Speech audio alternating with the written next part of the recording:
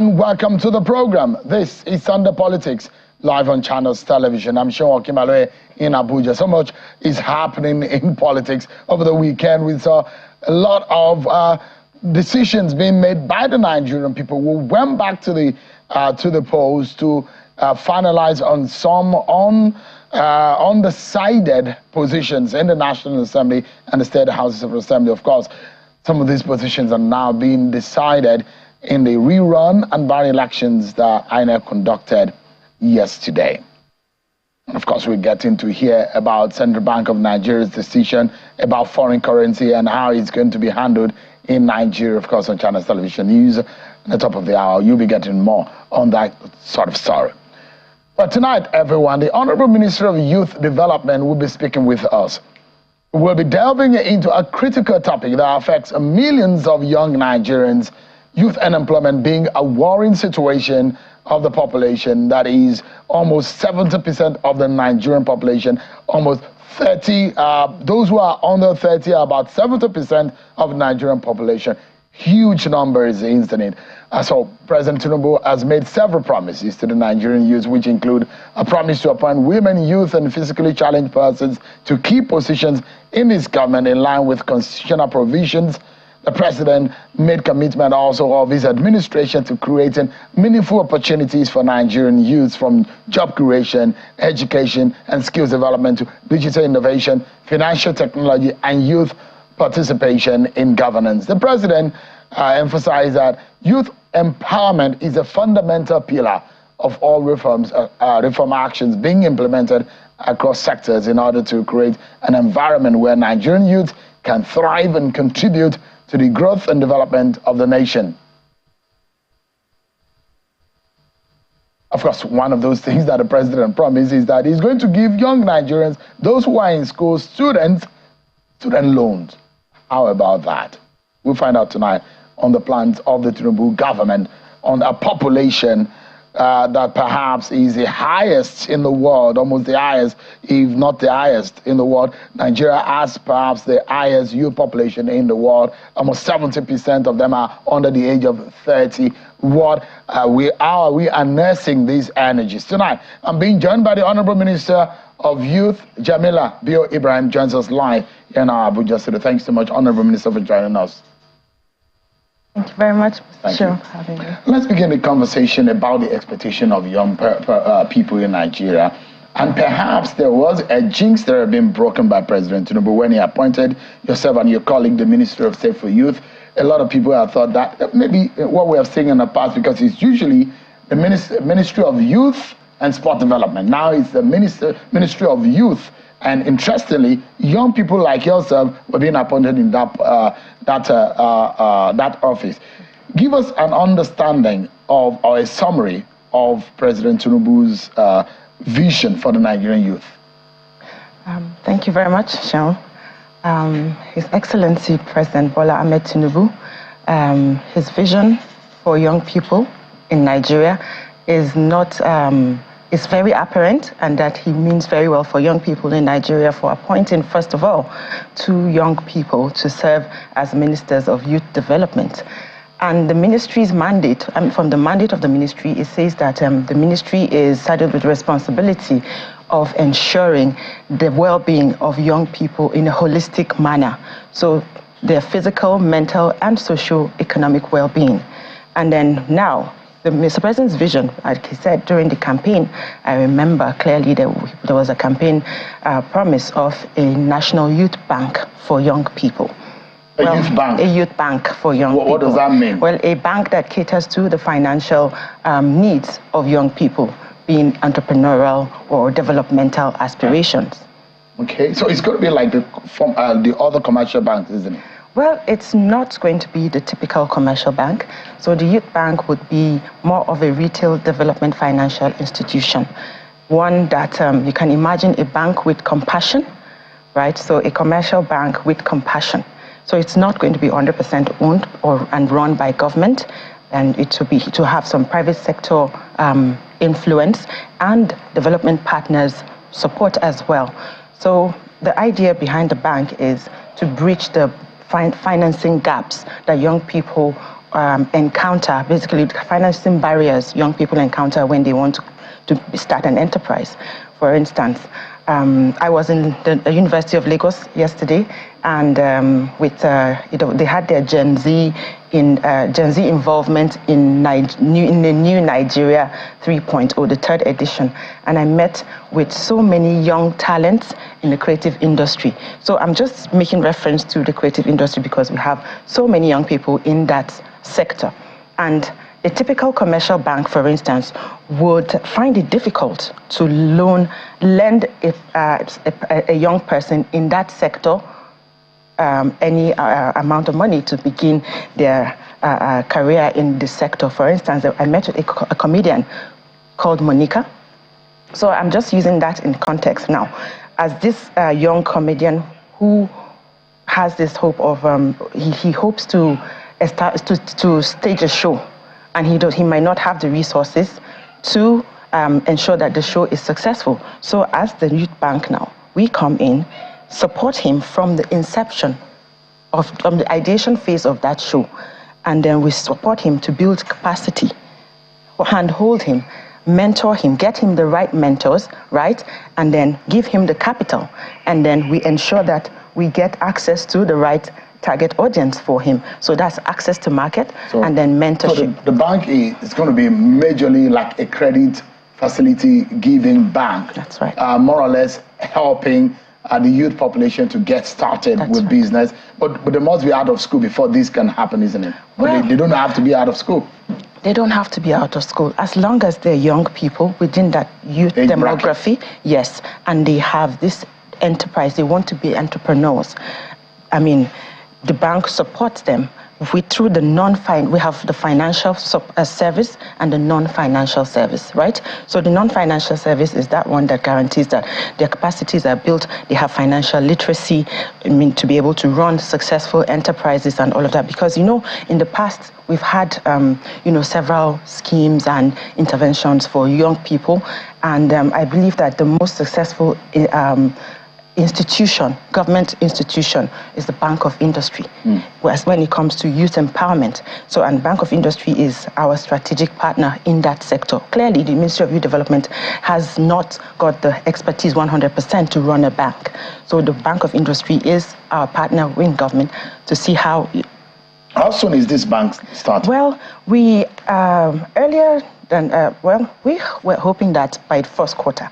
In December, we hope that by the first quarter, the bank would be running. Of 2024? Of 2024, That's yes. Between January and March? And March, yes. But I believe that we might require to extend it to April, May, before we get started. So in that sense, is there a particular target of a sector or sectors that the bank will be hoping to help? Yes. Well, it's important that we fund through that bank as a funding mechanism. We fund priority sectors that will trigger economic development of the country, such as agriculture, the creative industry, blue economy. Because it's no coincidence, right, that the president that the administration created a Ministry of Blue Economy. That means that it is a priority sector for this administration, and circular economy, and of course in the digital sector as well. Interesting. So, every Nigerian youth that is watching tonight should be hopeful, especially because if the United Nations says that to be a young person, you have to be under the age of 35, isn't it? That's right. That's the youth population. So if you are over 35, you might not be able to benefit from the youth bank that is in the offering. But we should be looking forward to that. Maybe between now and the end of May, something should come up in physical terms, and people being able to have access, isn't it? Yes. And then, as a matter of fact, because we want to be very inclusive, and we understand that in this part of the world, even though the United Nations age barrier, limit for youth is 35 and between 18 and 35. For us in Nigeria and in Africa, we have a lot of challenges when it comes to attaining actual adulthood and our developmental milestones. So we're going to have to make a concession and have maybe a form of inclusive strategy for persons under the age of 40. So let's look at an agency or a person that are under your ministry, under your ministry's mandate, which is the NYSC. First and foremost, security is being a major problem. Yes. There are the fears of those who have been deployed, and especially those challenged areas in terms of security. What is the ministry doing to ensure, guarantee? Recently, we just before the end of last year, there were some corps members that were abducted. What is the government doing to ensure or guarantee the safety of NYSC, the corps members? Well, as an immediate intervention of government and the NYSC as an agency, we have actually stopped posting corps members to the very unsafe states, right, as an immediate intervention of government. So this will start in the next batch that you'll be deploying? Well, it has actually commenced. In the past, we've been doing it. There are states we haven't been posting corps members to ensure their safety. And when it comes to insecurity or security matters, it's a multi-sectoral and a multidisciplinary approach. So it's not the NYSC alone and the ministry that is involved. I mean, we are working closely with the security outlets to ensure that corps members are safe.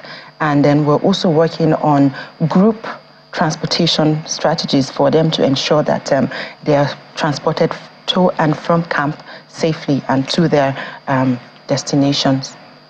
So in terms of remuneration also, that's another thing. Is there a plan to jack it up?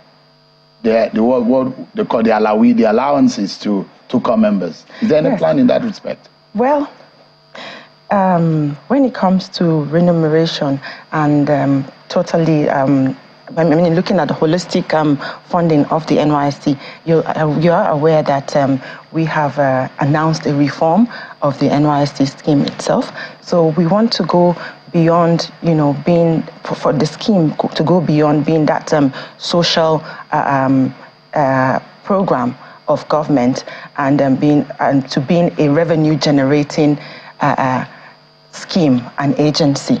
So the reforms will actually transform the NYSC into a revenue generating agency and also prepare corps members now to be for the job market and to be decently and gainfully employed, or to be employers of labor through entrepreneurship, and then of course perfect matching into primary assignments and all the necessary support they need in that career path.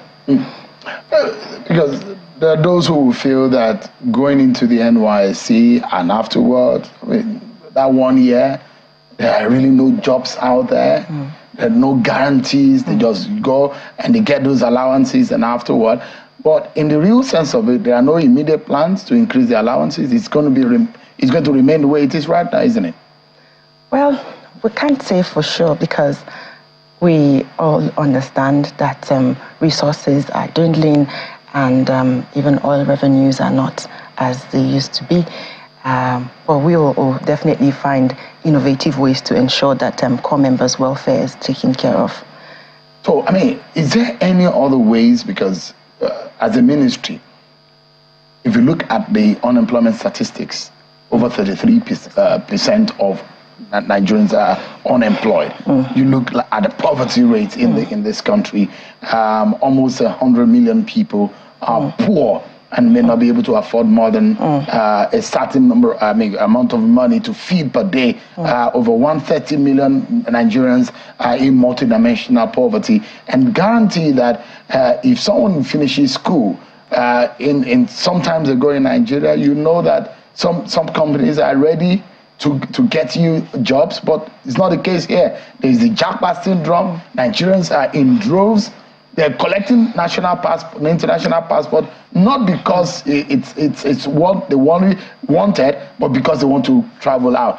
Is there any plan on this jackpot syndrome on how to create more jobs and retention in the country? The brain drain is killing the Nigerian economy. Thank you very much, Sean, for that question. Well, we all understand that government cannot create all jobs for all citizens. However, government can create an enabling environment for the private sector to create jobs. So, and that will bring me to an initiative of President Bola Ahmed Tinubu, which is the Youth Villages Project, which will be, the Youth Villages Project would be a project that leverages basically on comparative commodities of competitive advantage. You will agree with me that more than ever before, I always say this, that even though I wasn't born immediately after the Nigerian Civil War, I know that there have been a lot of, our diversity has divided us so much in Nigeria, and even worse was our divisions were even more apparent after the 2023 general election. However, even though we're not coming out of a post-war situation, it was apparent that our diversity has divided us so much more. But how do we harness this diversity and turn this diversity into a strength now towards national development and prosperity, a shared prosperity for all? Well, we need to first of all begin to see ourselves as geo-economic zones now, because every geopolitical zone has a commodity of competitive advantage over the other. And it is until we start to see each other as, business partners, for instance, then we will begin to prosper. We will move from being a developing nation to an actually developed nation. So I'll give you some instances of some examples of this kind of commodities. And we want to be able to use these commodities to build economies around these sustainable, youth villages that we hope to build. And because we also understand, right, that we cannot build cities or villages in 2, 3, or 4 years. Right, so we hope to also leverage on already existing structures, because we don't want to reinvent the wheel. Are these cities going to be, villages rather, going to be in each state of the federation? Well, we want to start with each geopolitical zone first. Okay. So for instance, we have in the Northwest, the strengths, we know that we used to have very good textile industries in the North. So how about we develop this cotton value chain up to the point of textile production, and then across that value chain, we will be able to infuse young people to be able to play roles in these villages. We want young people to own at least 80% of the businesses, and then through, of course, public-private partnership and investments, either domestic direct investments or foreign direct investments. And we hope also know that beyond just being part of the workforce, young people deserve some equity in these businesses. And we know, well, the vision is to be able to build and nurture 1 million young entrepreneurs over a 10-year period. And then a medium-scale industry would actually empower 50-man workforce, right? So 1 million entrepreneurs empowering 50 other young people as their workforce. That's about 51 million jobs in 10 years. And that's just the direct, impact. Then we have which will have a multiplier effect and stimulate, economic growth and all of that. So we can do that with the various commodities across the geopolitical zones. Like in the South, we know that Cross River State is big on forests and all of that. So we can actually create like furniture manufacturing hubs. And when we say furniture manufacturing, we don't mean carpenters, right? We're going to mentor people to make furniture, good quality furniture that, we don't need to look overseas to import furniture when we need good quality furniture. So, and we also understand that the reason why Nigerians import is because a lot of people do not have confidence in the quality of our locally produced items. But we also need to, as Nigerians, whether leaders or as citizens, we also need to actually decrease our appetite for for consumption of foreign goods and services. We need to believe in the Nigerian project. We need to believe that made in Nigeria goods are, the way to go when it comes to patronage. And that's the only way we can actually empower. How are you supporting the young people in this space locally for local productions? Yes. Is there any way you are helping them? Well, it's part of the Youth Village initiative, right? So across the value chains now, we're going to be bringing young people to, to either cultivate. For those who have interest in agriculture, they will cultivate the cotton or maybe rear the livestock for leather. Is the government going to be providing the seedlings, for example, and the funding? Yeah, well, where would that be coming from? Yes, because we understand that government has to make an initial investment before, to build investor confidence. The government has to make an initial investment. And because this is not a project that belongs to the Ministry of Youth Development alone, we are going to be leveraging on the special agro-processing zones of the AFDB, African Development Bank, that is a partnership with the Federal Ministry of Agriculture. So we are going to be engaging with the Federal Ministry of Agriculture to provide us with good seedlings. And we're also in talks with cotton seedling producers, because we understand as well that the challenge of the local farmers who grow cotton in Nigeria is the seedlings. So we're actually in talks with them to see how we can actually, stimulate that garment industry. And that is really just up to the textile production stage. And after that, we also have young people in the fashion designing sector who can actually take off some of this fabric and add some value to it. Let me ask you, you go on social media and you see the manner in which young people engage, and you think, is the country in a war zone or a war situation? Is there anything you are thinking in your ministry to help unite the young Nigerian people? Yes, well, it's my hope and desire that us young Nigerians understand the power in our numbers, and also understand that we can only harness the dividends of these numbers if we're united and we do not allow our diversities in either our political ideologies or ethnicity or even religious, standpoints divide us. So we will be able to achieve more when we're one and united as Nigerian youth. And in this regard, we actually hope to design an initiative that fosters national unity between Nigerian youth. And we hope that this continues to remind us of the very essence of being Nigerian and proud. You see a lot of Nigerians, either in athletics or in some kind of sport. For example, kudos to Davido, Arasta, Burna Boy, some of those who are playing big on the global stage. Grammys, they're being mentioned in Grammys, nominated for Grammys. They're on the global stage, and there are those who are also making waves across different sectors. I mean, it's just going to be interesting to see Nigerian youth more united. But let me ask you, the promise the president made, one of the promises to the Nigerian people is the inclusion in governance. Is he able to keep to that promise? Yes, I know that by appointing 2 youth ministers at the Federal Executive Council means that Mr. President would like to hear 2 voices at the Federal Executive Council advocating for young people. And we haven't done short of that since our appointment and since our swearing in as ministers of cabinet. Well, I remember very clearly always advocating for a youth quota to be announced, and we're working towards having that quota announced very soon. And it is our desire, our proposal is to have 30% inclusion of young people in government. Well, and it's because we have a voice at the table, so it's important that we ensure that we create that environment for more people to come on board. It's then we cannot voices alone are not enough. Is there any practical movement towards the direction of guaranteeing the place of Nigerian youth in governance? Yes, we are proposing a 30% youth quota. 30% youth quota. What does this mean? Well, it means at the federal level, state, or local level?